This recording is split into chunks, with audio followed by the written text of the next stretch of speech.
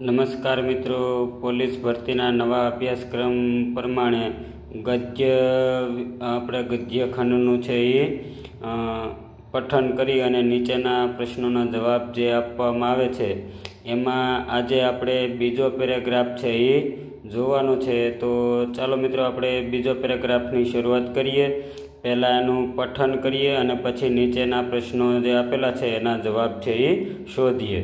તો બીજો પેરેગ્રાફ છે મિત્રો, હેમા પોતાની પથારીમાં આડી પડીને પોતાના ઓરડાની છત પર લાગેલા તારાઓને એકી ટસે જોઈ રહી હતી। તે બેચેન હતી કારણ કે કોઈ પણ વસ્ત્ર તેના પર બંધ બેસતું ન હતું। તેણે તેઓને એક એક કરી ફરી પહેર્યા, પરંતુ તે આ તો ખૂબ જ તંગ હતા યા નાના હતા।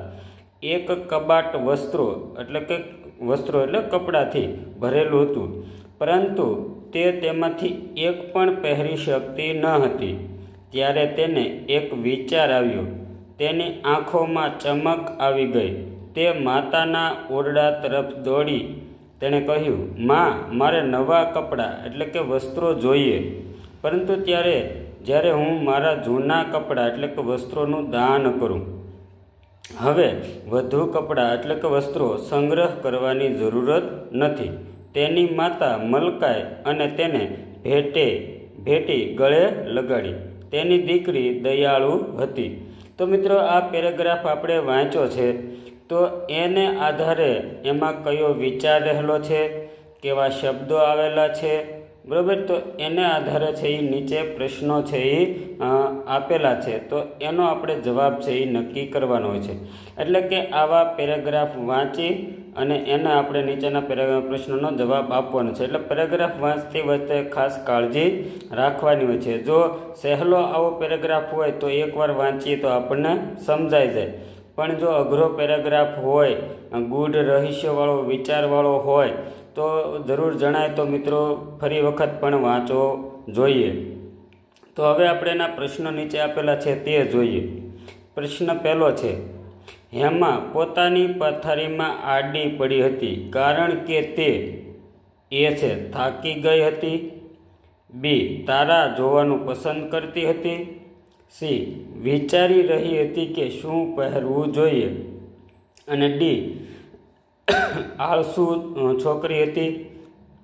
તો એ આપણે જોઈએ મિત્રો, તો કે થાકી ગઈ હતી, તો એવું તો ક્યાંય આમાં ઉલ્લેખ છે નહીં કે થાકી ગઈ હોય, બરાબર ને, એટલે એ જવાબ આવશે નહીં। પછી તારા જોવાનું પસંદ કરતી હતી, રાત્રિની વાત અહીં આપી છે એ બરાબર છે, પણ એમાં એને તારા જોવાનો શોખ હોય એવી પણ કંઈ વાત હતી નહીં। પછી સી વિચારી રહી હતી કે શું પહેરવું જોઈએ, તો એ અહીં આપણો જવાબ છે એ આવે છે, કારણ કે એ વિચારી રહી હતી કે શું પહેરવું જોઈએ। કબાટ તો વસ્ત્રોથી ભરેલું હતું, પણ એમાંથી તંગ હતા અથવા તો છે એ સાવ નાના હતા, એટલે એ વિચારી રહી હતી કે શું પહેરવું જોઈએ। એટલે આપણો સાચો જવાબ મિત્રો પ્રશ્ન 1 છે એ આપણો સાચો જવાબ, સી જવાબ આપણો સાચો રાઈટ જવાબ છે એ કહી શકીએ, બરાબર ને। આળસુ છોકરી હતી એવો તો એમાં કંઈ પણ પેરેગ્રાફમાં વાત આવી નથી, એટલા માટે પ્રશ્ન 1 આપણે સી જવાબ છે એ રાઈટ આન્સર કરશું। પછી પ્રશ્ન 2, તે કોઈ પણ વસ્ત્ર નહીં પહેરી શકતી કારણ કે, એટલે કે હેમા છે એ કોઈ પણ વસ્ત્ર પહેરી શકતી હતી નહીં, શા માટે? કારણ કે તે ફેશન પ્રમાણે ન હતા, એટલે કે પ્રચલિત શૈલી પ્રમાણે ન હતા, તો એમાં એવું પણ કાંઈ ઉલ્લેખ છે નહીં કે ફેશન પ્રમાણે ન હતા, એટલે એ જવાબ પણ નહીં આવે। પછી તે ખૂબ જ રંગબેરંગી હતા, તો રંગબેરંગી છે એવો પણ તેમાં ઉલ્લેખ છે નહીં। પછી તેને ખબર ન હતી કે શું પહેરવું, હવે એટલી બધી સાવ નાની પણ નહોતી મિત્રો કે એને ખબર ન પડે કે શું પહેરવું, એટલે સી પણ આવશે નહીં।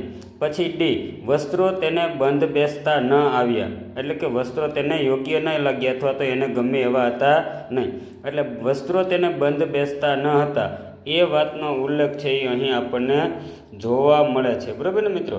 જો અહીં આપેલું છે તેના પર બંધ બેસતું ન હતું, તો અહીં જે આપણને પેરેગ્રાફમાં જે માહિતી આપેલી હોય એ જ પ્રમાણે જવાબ આપણે પસંદ કરવાનો હોય છે, આપણા પોતાના વિચારો પ્રમાણે નહીં, બરાબર ને? તો અહીં આપણને બીજામાં છે એ ડી જવાબ છે એ રાઈટ આન્સર થશે. પછી પ્રશ્ન નંબર 3.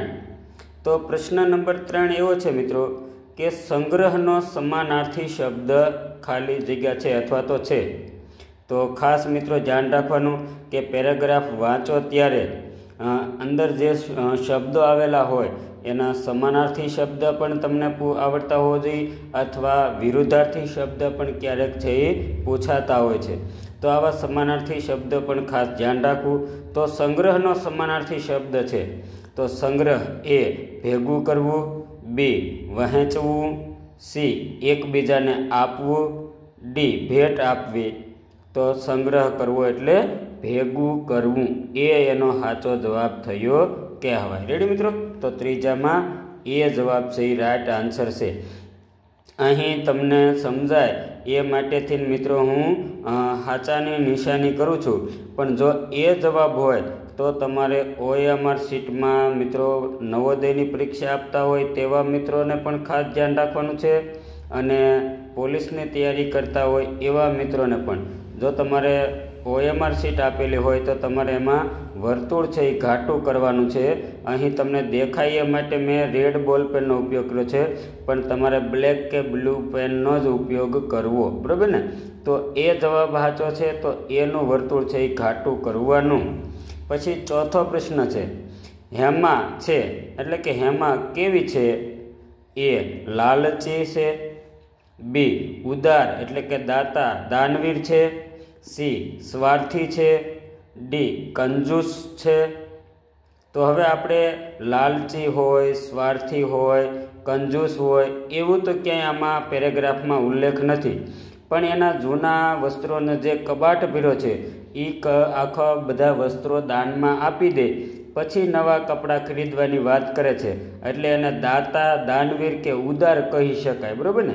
એટલે હેમાલી બી ઉદાર છે. એટલે ચોથામાં છે એ બી જવાબ છે એ રાઈટ આન્સર થશે. પછી પાંચમું છે, દાન કરવુંનો વિરોધી શબ્દ છે. આપણે દાન કરવું એટલે કે દાન આપવું, એનો વિરુદ્ધાર્થી શું થાય? આપવું. તો આપવું તો ખાલી એક ક્રિયા જ થઈ, બરાબર ને? લેવું એમ હોય તો એનો વિરુદ્ધાર્થી આપવું એમ આપણે કહી શકીએ. પછી લેવું, જો દાન કરવું એટલે બીજાને આપવું, તો આપણે લેવું સ્વીકારવું એને કહીએ ને, તો સ્વીકારવું આપણે આવી શકે, પણ આમાં દાન આવ્યું નથી, પણ આપણે જોઈ છીએ કે આપવું અને લેવું એ આપણને વિરોધી શબ્દ મળે છે, એટલે બી જવાબ છે એ રાઈટ આન્સર થશે. પછી વહેંચવું કે વાપરવું એ દાનનો વિરોધી નથી. દાન આપણે આપીએ તો બીજાને આપીએ છીએ, બીજા પાસેથી આપણે લઈએ તો એને સ્વીકારવું એમ કહે છે.